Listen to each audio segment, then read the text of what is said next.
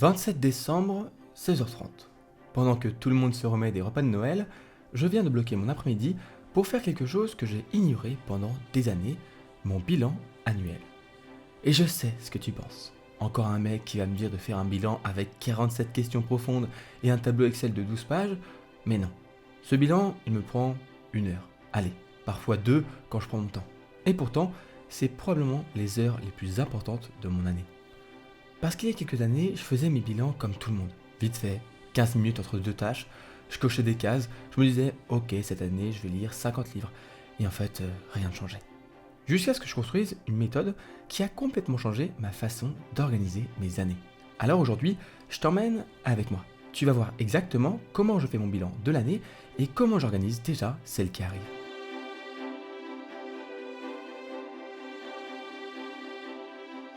Avant que je me lance dans mon bilan et que tu puisses toi aussi le faire avec moi, il faut que je te dise certaines choses qu'il est important de toujours avoir en tête pendant que tu fais ton bilan. Déjà, il faut savoir que si tu as du mal à faire ton bilan, si tu as peur de faire ton bilan, c'est tout à fait normal. En fait, on évite souvent de faire notre bilan de l'année parce qu'on veut éviter de se confronter à nos échecs de l'année. Il y a toujours des choses qu'on a mal fait, des choses où on a échoué. Et comme on n'a pas envie de se retrouver en face de ces choses-là et de se rendre compte que, oui, il y a des choses qu'on n'a pas réussi à faire, on évite et on se dit, bon, tant que j'y pense pas, ça n'existe pas. Sauf que le problème, c'est que en laissant ça un petit peu sous le tapis, en laissant ça de côté et en se disant que ça n'a jamais existé, on risque de refaire les mêmes erreurs l'année prochaine qui finiront par, encore une fois, nous mener à des échecs, à des choses qu'on n'aimerait pas faire. C'est pour ça que c'est si important de faire ton bilan, même si c'est assez difficile parce que on va se confronter à ce qu'on a mal fait, mais d'un autre côté, on va aussi voir et se rendre compte de tout ce qu'on a bien fait dans l'année. Et pour que ça puisse fonctionner, pour que tu puisses vraiment faire ton bilan et démarrer la nouvelle année sur de bonnes bases, il faut suivre une règle qui est vraiment la règle d'or. Je l'appelle la règle de l'honnêteté. C'est simple, pendant que tu fais ton bilan, il faut que tu sois honnête avec toi-même. Ça sert à rien de vouloir chercher des excuses de oui, mais parce que j'ai pas pu faire ça, mais c'est parce qu'il y a eu ça. Non, on va arrêter de se trouver des excuses, on va comprendre le pourquoi pour ensuite pouvoir comprendre comment on peut éviter ça. Parce que là, tu fais pas un bilan pour tes potes, pour ton patron, pour ta compagne ou ton compagnon, tu le fais pour toi. Tu fais ce bilan pour savoir qu'est-ce que tu as fait cette année, où est-ce que tu en es maintenant et qu'est-ce que tu veux faire l'année prochaine. Et tu ne peux pas démarrer la nouvelle année sur un mensonge. Tu dois partir de ce qui est vraiment arrivé de manière honnête pour que tu puisses ensuite avoir un plan qui lui aussi est honnête et qui pourra vraiment te permettre d'atteindre tes objectifs l'année prochaine. Je fais ce point aussi pour moi, pour me rappeler de toujours garder cette règle d'or en tête pendant que je vais faire mon bilan. Mais toi aussi, je veux que tu te dises à chaque fois, attends, faut que je sois honnête avec moi-même. Est-ce que c'est vraiment une excuse que je me construis ou est-ce qu'il y a vraiment des circonstances qui disaient que c'était difficile ou quelque chose qui vraiment était hors de mon contrôle? Mais on n'est pas là pour arrondir les angles, on est là pour trouver ce qui va pas, ce qui va, et puis ensuite essayer de corriger ce qui va pas et continuer ce qui va très bien. On n'est pas là non plus pour s'auto-flageller, on est juste là pour être bienveillant avec nous-mêmes, mais de façon honnête. Bon, maintenant qu'on sait tout ça, on peut commencer par la première étape du bilan. D'ailleurs, avant même qu'on commence, si tu veux utiliser le même template que moi pour faire ton bilan super facilement, tu retrouveras le lien en description et tu pourras ensuite l'imprimer comme moi.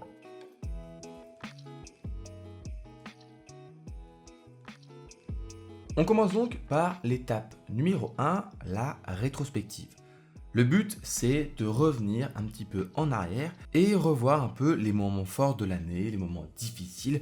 On fait une rétrospective de l'année qui vient de s'écouler. Ce que je peux te conseiller pour cette étape, c'est de récupérer des carnets avec ce que tu as écrit. Par exemple, si tu fais du journaling, moi j'ai aussi mon agenda sous mes yeux sur mon ordinateur pour aussi avoir les événements de l'année. Tu peux aussi avoir des photos, des vidéos, etc.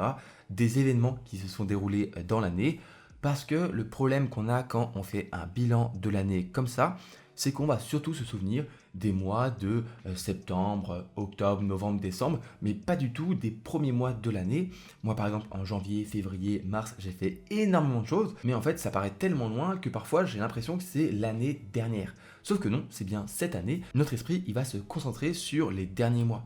Par exemple, j'ai déménagé en juillet et j'ai l'impression que ça fait des mois et des mois que je suis dans ce nouvel appart. Alors que non, c'était cette année, Donc je t'invite vraiment à prendre ce que j'appelle un peu des données personnelles, un agenda, un calendrier, des photos, des vidéos, tout ce que tu utilises au quotidien pour t'organiser, pour vraiment ne rien oublier de ce qui s'est passé cette année, que ce soit les moments forts ou les moments un peu plus difficiles. Une fois que tu as récupéré tout ça, tu peux alors commencer cette étape de rétrospective avec 3 questions. D'ailleurs, tout ce que je te dis, tu le retrouveras sur le template. Première question, quels étaient les moments forts de l'année? Qu'est-ce qui t'a rendu fier de toi, joyeux, que tu as adoré? Ensuite, seconde question, quels ont été les moments difficiles? Qu'est-ce qui a été dur? Qu'est-ce qui t'a blessé, attristé ou énervé? Et enfin, troisième question, qu'as-tu appris cette année? Quelles ont été les leçons que tu as apprises sur toi-même, sur les autres et sur le monde? Le but de ces questions, c'est de démarrer un petit peu cette rétrospective. C'est pas forcément d'être exhaustif.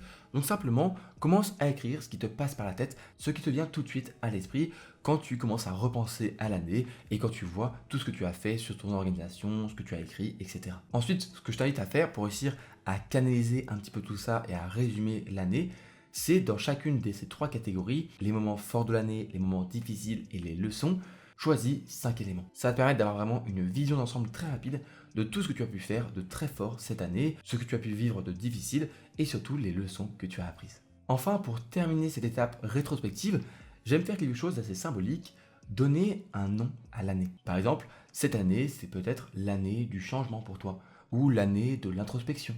Choisis un nom fort qui permet de symboliser cette année. Bon, assez discuté, je vais me laisser, je pense, 30 minutes avec mon timer préféré pour pouvoir faire cette première étape de rétrospective.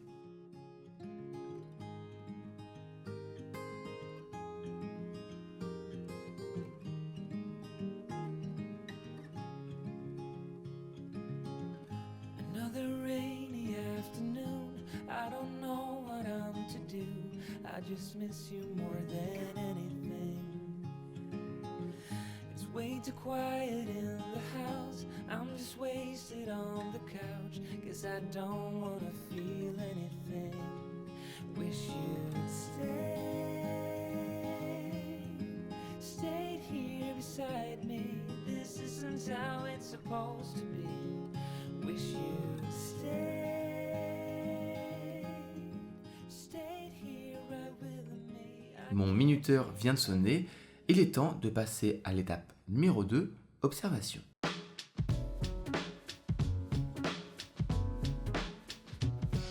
Cette étape, elle est assez simple. Le but, te demander comment tu te sens maintenant, actuellement, à cet instant T, à la fin de cette année qui vient de s'écouler. On va faire une observation de comment on se sent par rapport à différents domaines de notre vie. Parce qu'on a un gros problème, nous autres, les êtres humains, c'est qu'on a un biais de négativité. On se concentre toujours sur le négatif. Et quand on fait le bilan, ça peut poser problème parce qu'on peut avoir l'impression que tout va mal dans notre vie parce qu'en fait, il y a une seule chose qui se passe pas bien. Ça peut être le boulot, ça peut être les relations. Et du coup, à cause de cet élément-là qui peut être un peu négatif, on a l'impression que le monde s'effondre. Alors que si on fait un petit pas en arrière, qu'on prend du recul et qu'on commence à regarder l'ensemble de notre vie, on va peut-être se rendre compte que finalement, oui, il y a des choses à améliorer, oui, il y a des choses qui vont un peu mal, mais en réalité, la plupart des autres aspects de notre vie, ça se passe très bien. Cette étape d'observation, elle est super importante parce que c'est le point de départ de la 3e étape qui va être la projection, on va penser à l'année prochaine. On va se demander comment on se sent maintenant, quelles sont les choses qu'on veut améliorer, quelles sont les choses qui se passent très bien, et donc qu'est-ce qu'on va changer l'année prochaine. Alors il y a plusieurs façons de faire une étape comme ça d'observation. Moi, ce que je trouve simple et qui fonctionne plutôt bien pour avoir une belle vision d'ensemble, c'est donner une note de 1 à 10 par exemple sur chaque catégorie de ta vie. J'en ai noté pour moi 8. La santé physique, la santé mentale, les loisirs et les plaisirs, amour et relations, famille et vie sociale, développement personnel, carrière et travail, et enfin finances. En notant de 1 à 10 chaque aspect, chaque catégorie de ma vie, je vais pouvoir savoir où ça se passe bien et les endroits où peut-être il y a quelque chose à travailler. Parce qu'en réalité, c'est pas exactement la note qui est le plus important. Entre un 7, un 8 ou un 9, c'est assez subjectif. Mais on peut dire que ça se passe plutôt bien. En fait, le plus important, c'est pourquoi tu mets cette note. Surtout si tu mets une note qui est plutôt basse. Imaginons, tu mettes 3 sur 10 dans loisirs et plaisir. Pourquoi est-ce que tu as mis 3 sur 10? Est-ce que tu trouves que tu passes pas assez de temps pour toi, pour te reposer, pour passer du bon temps, pour des hobbies, etc. Ce questionnement-là et cette note vont jouer le rôle d'une sonnette d'alarme pour te dire ok, là, il y a quelque chose dans ma vie qui se passe pas très bien et je dois changer les choses. Et donc, dans la prochaine étape, quand on va se projeter sur les objectifs de l'année prochaine, tu pourras avoir en tête que cet aspect de ta vie doit être amélioré et tu pourras alors mettre en place un objectif ou des changements pour réussir à régler ce problème. En règle générale, cette étape, elle est plus courte que la première, donc je vais me laisser non pas 30 minutes mais plutôt 15 minutes pour pouvoir faire cette étape.